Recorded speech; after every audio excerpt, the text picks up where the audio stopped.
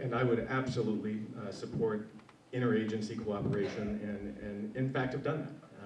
I served for 2 years on the gang task force, and we worked with multiple agencies. In fact, I think right now we need to get a couple more of our municipalities on board so that we're more all on the same page. I can tell you the Sheriff's Department is doing an extraordinary job, probation's doing an extraordinary job, and we're actually managing it very well. The kinds of things Dan's talking about, field identifying cards, are all things that we've been doing since the 90s. In terms of the Narcotics Task Force, I actually wrote part of the training manual for the Narcotics Task Force some years ago and have worked with them. So I absolutely believe in working with these agencies, including the FBI, but increasingly we need to do more than that. After realignment, we need to be working with more than what we've historically called our allied agencies, our criminal justice partners. We need to be working with other people to work also in prevention and to work with trying to get younger gang members out of the gangs. We need to be looking to fill gaps in services so that we don't have people staying in gangs.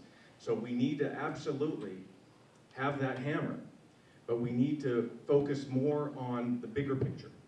And we need to make sure that people have a place in our community where they can be and not have to go to a gang so that they can belong somewhere. So really the district attorney's office needs to be working with all kinds of agencies, not just law enforcement, but with other support agencies and even nonprofit agencies. Thank you. Tim, we'll start this next question with you. Is there a morale problem in the district attorney's office? And if so, how would you fix that? I think there are issues related to morale, but it's not a morale problem. There are a multitude of things that can constitute morale. Like I said, we've got 6 people doing misdemeanors. There's a morale problem for those folks. And with misdemeanors, what happens is sometimes people get stuck in a position. And they get stuck there because maybe they don't have the ability to try the bigger cases, the felony cases. And we need to do more to mix it up for people. And I've talked to people in the office about rotations to make sure that people can stay more fresh. But there are other morale issues too. There are morale issues for staff. And morale issues for staff are related when attorneys don't do what they're supposed to be doing. And so, we have a new case management system right now, and it requires that the attorneys actually do some data entry. And they're not happy about that. Some of them are really dragging their feet. But they need to do that for it to work properly, for it to work efficiently. They need it so that the legal clerks and staff can do their jobs. They need to actually make sure that they're there the whole day, because when staff needs to file something in the afternoon, and they need to get an information or a complaint signed, they need to have somebody in the office, not gone, right? I mean, the attorneys actually are salaried, so they don't have to punch a clock like staff do, but everybody should be working a full day. And so, if there are morale issues, they'll be solved in a whole variety of ways, and that's mostly making sure that everybody does their job and treats everybody with an equal amount of respect. Is there a morale problem? Well, people, human beings, want to be treated well. They want to be able to thrive in an environment. They want to be in an environment where they're able to live to their fullest potential.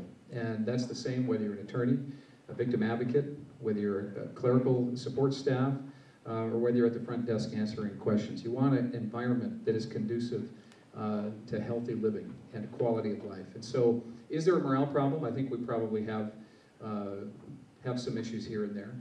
But primarily, people want positive leadership that they know is going to be there for them.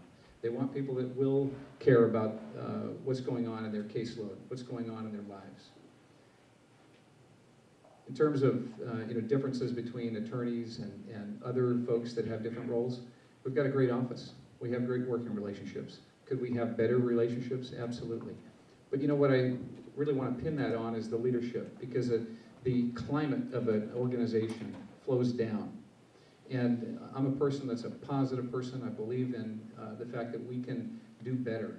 And I want to be able to inspire and motivate everyone in our office to great things. And I'm confident that morale will improve with the change down the road. In terms of changes, we haven't changed assignments in probably 16 years since Mr. Shea's been there. We have not restructured how we do it. And I think that it can tend to lead to being comfortable where we are. So we can absolutely do that. But we can tackle the morale issues by having an environment where people know that people have their back and they're supported every single day. Thank you. Okay, the next question, Tim, I'm going to ask you to answer it first again. As district attorney, what role would you play in the highest profile cases? The short answer is not too much. The highest profile cases you want to make sure are being tried by your top trial deputies, the people that have already proven themselves, the people that have handled everything. You know, I talked earlier about professional development. What I always tell the new people is, even in those misdemeanors, you have to take those writs. You have to actually challenge rulings. And you have to do it because you have to learn the process.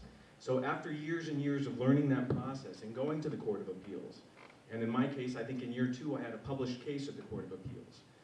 When you learn that process, you move to that next level.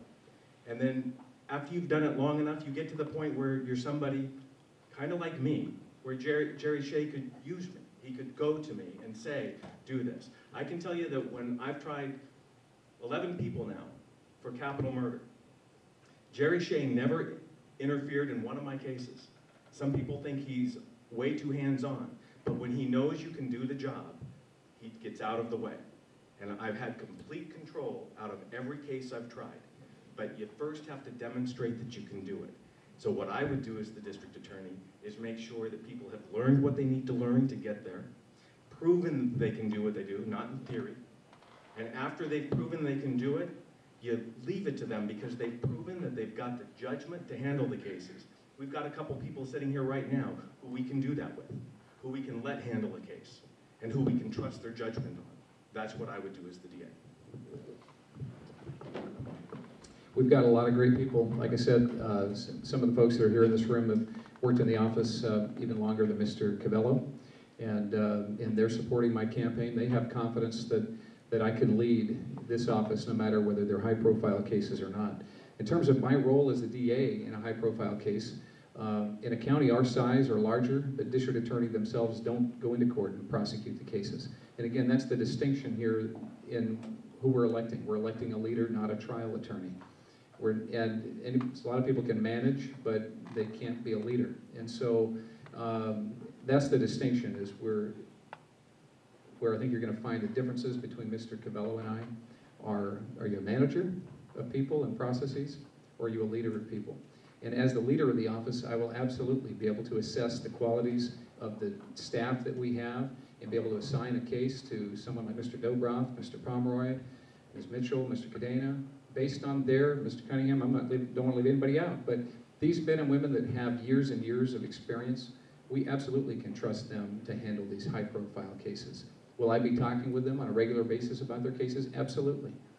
And as it is today, we talk amongst ourselves about how to resolve our cases, because collectively, in fact, it's often better to speak with your colleagues who have been in court every single day than to talk to a manager who hasn't been in court and trying cases for years.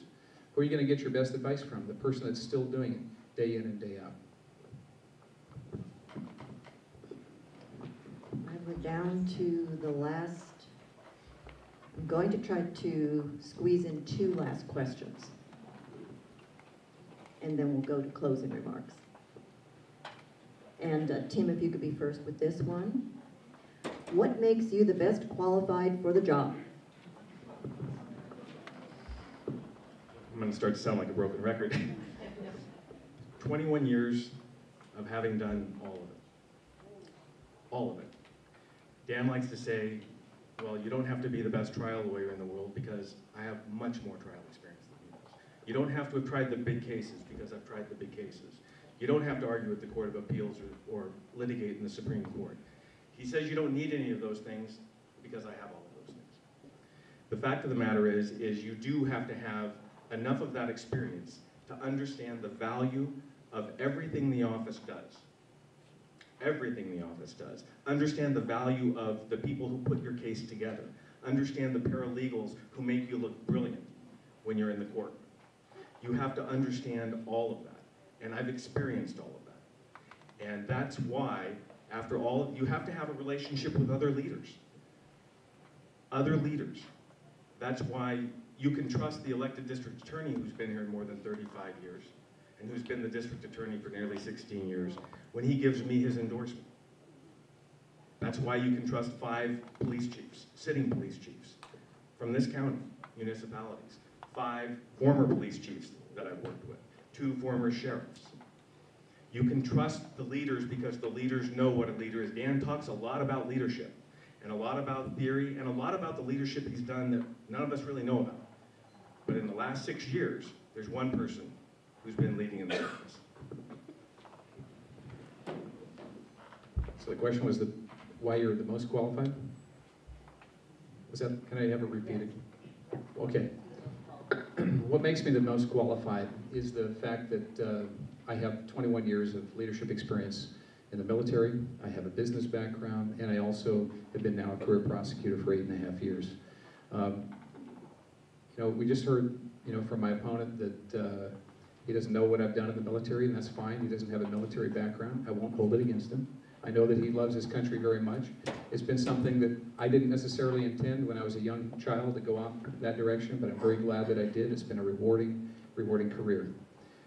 Corporate America seeks out to recruit leaders to run their organizations. They might not know anything about the widgets that company produces before they get hired.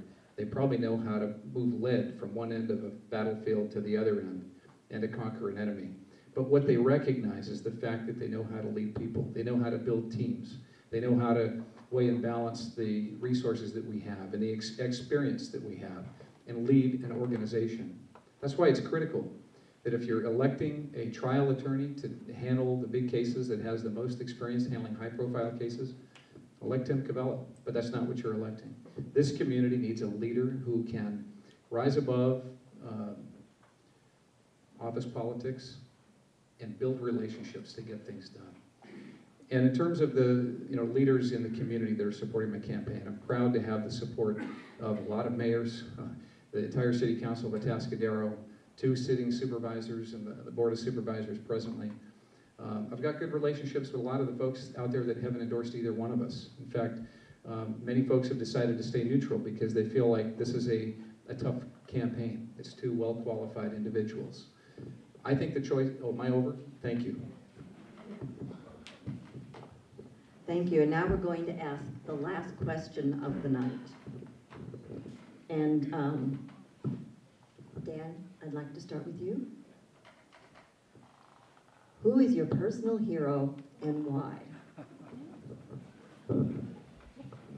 Well, I have a number of them. I'm going to use, though, as a professional.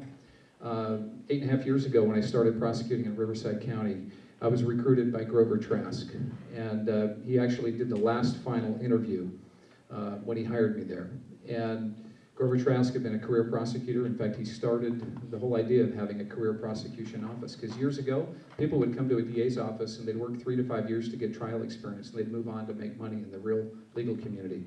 But what struck me about Grover Trask is he wasn't a man of many words, but he was a man of high integrity. He was a man of character. And he told me, he said, Dan, as district attorney, as a deputy DA, you're going to have a lot of power. You'll have power